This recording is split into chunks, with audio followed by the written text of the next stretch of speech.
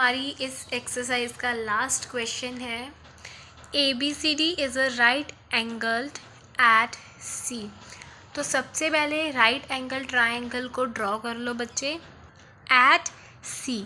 वो जो right angle triangle है C पॉइंट पे 90 डिग्री का एंगल बन रहा है। तो 90 डिग्री का राइट एंगल ट्रायंगल पे एंगल यहाँ पे बनता है, तो इसका मतलब इसको नाम देना है हमने C। इसको आप AB दे दो, या इसको आप A दे दो, या इसको B दे दो, ठीक है। उसके बाद है कि A line through mid point of M of hypotenuse of AB, ठीक है। हाइपोटेन्यूज कौन सा होता है? ये वाली लाइन जो कि AB है, और इसका मिड पॉइंट है M, और उस मिड पॉइंट से एक लाइन को ड्रॉ किया। सो यहाँ पे मैं एक लाइन को ड्रॉ कर देती हूँ। उसके बाद पैरेलल टू BC, जो हमने लाइन को देखो, and parallel to BC intersect AC at D। देखो यहाँ पे क्या है कि AC जो है, ठीक है बच्चे, जो AC है उसका एक पॉइंट है D, और DM दोनों आपस में वहाँ पे ज्वाइन हो रहे हैं। मैं एक बात बड़ा समझाती हूँ। यहाँ पे बोल रहे हैं ABC राइट एंगल ट्रायंगल है, C पर 90 डिग्री का एंगल बन रहा है, और एक हाइपोटेन्यूज AB। हाइपोटेन्यूज यही होता है AB, और इसका मिड पॉइंट है M पैरेलल टू BC, ठीक है। जो हमने M मिड पॉइंट था वहाँ से एक लाइन को ड्रॉ किया जो पैरेलल है BC के, ठीक है, और इंटरसेक्ट AC एट D। और ये जो लाइन है वो इसको क्रॉस करती हुई जा रही है AC से, और उस पॉइंट को मैंने नाम दे दिया D, ठीक है बच्चे। तो क्या हुआ, ये जो M है यहाँ से एक लाइन को ड्रॉ किया जो पैरेलल है CB के, ठीक है। DM इसका मतलब पैरेलल हो गया CB के, ये हमने लिख देना है गिवन में। और इंटरसेक्ट एट C, वो जो लाइन हमने ड्रॉ की जो पैरेलल है AC जो है, ये जो हमारा AC है इसका मिड पॉइंट है D, और यहाँ से जो हमारा हाइपोटेन्यूज था उसका मिड पॉइंट M, वहाँ से एक लाइन जो है वो ड्रॉ होती जा रही है। आई होप आपको क्वेश्चन समझ में आया होगा। अगर क्वेश्चन समझ में आ गया तो आंसर सॉल्व करना इजी है, ठीक है।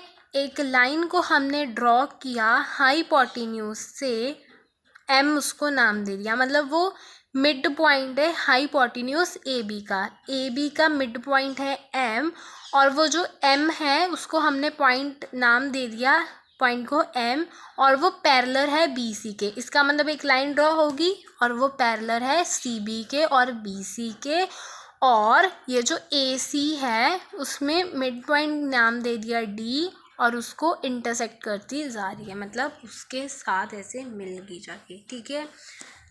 अब प्रूव करना है कि D is the mid point of AC। ये जो D है वो मिड पॉइंट है AC, मतलब हमको ये दे दिया कि AC जो थी लाइन उसमें एक D पॉइंट है, उसके साथ इंटरसेक्ट हुई, लेकिन ऐसा नहीं बताया कि D मिड पॉइंट था। तो हमको बेसिकली प्रूव करना पड़ेगा कि D एक मिड पॉइंट है AC का।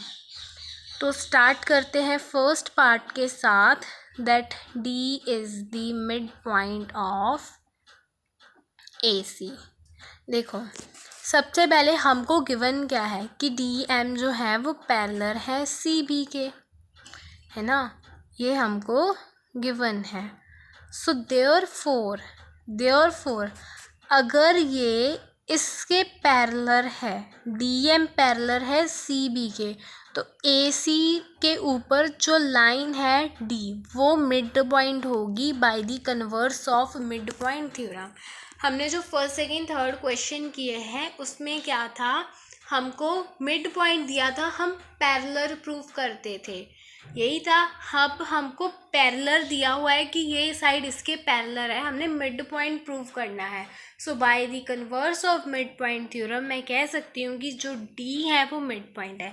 अगर DM पैरेलल है CB के, so therefore by the converse of mid point theorem D is the mid point of A C. ठीक है, फर्स्ट पार्ट होता है हमारा डन। बहुत सिंपल था कि DMC भी हमको पैरेलल दिया हुआ है, तो अगर वो पैरेलल है तो मिड पॉइंट थ्योरम के कन्वर्स के अकॉर्डिंग AC जो है वो AC का मिड पॉइंट D होगा। ठीक है, सेकंड पार्ट है हमारा कि AMD परपेंडिकुलर है AC के। ये जो MD है बच्चे वो परपेंडिकुलर है AC का। ठीक है, बेसिकली आपने इस एंगल को 90 डिग्री, परपेंडिकुलर मतलब 90 डिग्री, मतलब ये जो AC है इसके ऊपर जो D है वो 90 डिग्री का एंगल बना रहा है, परपेंडिकुलर है ऐसे 90 डिग्री। ठीक है, ये चीज़ आपने प्रूव करनी है। तो यहाँ पे देखो मैं इसको नाम दे देती हूँ एंगल 1 और इसको हम एंगल C लिख लेते हैं, क्योंकि ये हमारे पास एंगल C पूरा है, ये पूरा एंगल D है, मैं एंगल 1 ले रही हूँ, मैंने इसलिए इसको एंगल 1 नाम दिया है। तो यहाँ पे क्या होगा, जो एंगल 1 और plus angle C is equal हो जाएंगे 180 डिग्री के, क्योंकि को इंटीरियर एंगल्स हैं और को इंटीरियर एंगल का सम 180 होता है। को इंटीरियर एंगल ऐसे बनते हैं। अब एंगल C जो है वो हमको 90 डिग्री गिवन है क्वेश्चन में, है ना, कि राइट एंगल पे राइट एंगल है ना, और 90 डिग्री का एंगल बना रहे हैं C पे, तो ऑब्वियस सी बात है राइट एंगल मतलब 90 डिग्री का एंगल है। तो angle 1 plus 90 degree is equals to 180 degree, angle 1 is equals to 180 minus 90, angle 1 is equals to 90 degree. यही हमने प्रूव करना था कि एंगल 1 जो है वो इक्वल है 90 डिग्री के। अब देखो हमने यहाँ पे प्रूव करना है पूरे एंगल D को कि वो 90 डिग्री का है। तो यहाँ पे देखो अगर एंगल 190 का है तो अगर मैं एंगल 2 नाम दे दूँ, इसको एंगल 2 नाम दे देती हूँ। ठीक है, अभी मैंने इसको एंगल 2 दे दिया। अब एंगल 1 और एंगल 2 को मैं प्लस करूँगी 180 के इक्वल हो जाएंगे, क्योंकि लीनियर पेयर बना रहे हैं। तो ये ऐसे लाइन है, एक लाइन है स्ट्रेट लाइन, उसके ऊपर दो एंगल्स बन रहे हैं तो लीनियर पेयर लग जाएगा। So therefore angle 1 plus angle 2 हो जाएंगे 180 के इक्वल, क्योंकि वो लीनियर पेयर बना रहे हैं। ठीक है, लीनियर पेयर रीजन। अब एंगल 1 कितना है 90 डिग्री का, plus angle 2 is equals to 180, angle 2 is equals to 180 minus 90, ये प्लस से उधर हो गया 90, एंगल 2 इक्वल हो गया 90 डिग्री के। तो यहाँ पे क्या हुआ, मेरे पास एंगल 2 भी कितना आ गया 90 डिग्री का आ गया। यही हमने प्रूव करना था कि MD जो लाइन है वो परपेंडिकुलर है AC का। अगर 90 डिग्री के हैं तो ऑब्वियस ही बात है कि वो परपेंडिकुलर होंगे। ठीक है, सो देयरफॉर ये जो MD है वो परपेंडिकुलर है AC के। ठीक है, सेकेंड पार्ट भी हो गया हमारा डन।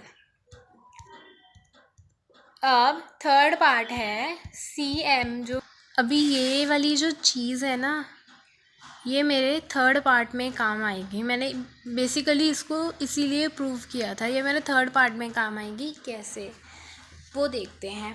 देखो बच्चे, ये जो CM है वो इक्वल है MA के, इतना फोकस करो फ़िलहाल। ठीक है, इस चीज़ पे फोकस करो कि जो CM है, CM एक लाइन को ड्रॉ कर लो, है ना। CM जो है वो MA के इक्वल है। बेसिकली इसको इसके आपने इक्वल प्रूव करना है। तो अगर मैं इस वाली ट्रायंगल को इसके कॉन्ग्रुएंट प्रूव कर दूँ, इस ट्रायंगल को इसके कॉन्ग्रुएंट प्रूव कर दूँ, तो मैं कह सकती हूँ कि बाय CPCT AM जो है वो इक्वल है CM के, कह सकती हूँ ना।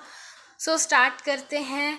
इन ट्रायंगल, कौन से ट्रायंगल लेंगे, ADM एंड ट्रायंगल DMC और ADM ट्रायंगल में सबसे पहले मुझे मिल रहा है कि AD जो है वो इक्वल है डी सी के। देखो क्यों है, क्योंकि ए सी का मिड पॉइंट है डी, तो मिड पॉइंट है तो इक्वल पार्ट्स में डिवाइड कर रहा होगा, तो ए डी जो है वो इक्वल है डी सी के। A D is equals to D C. Reason आप लिखोगे D is the mid point of A C. ठीक है, एक तो हमको ये चीज़ मिल गई। अब इन दोनों ट्राइंगल में मुझे डी एम कॉमन मिल रहा है। डी एम जो है वो कॉमन है दोनों ट्राइंगल में। तीसरी चीज़ मुझे क्या मिल रही है कि एंगल 1 इक्वल है एंगल 2 के, क्योंकि वो 90 डिग्री है ना।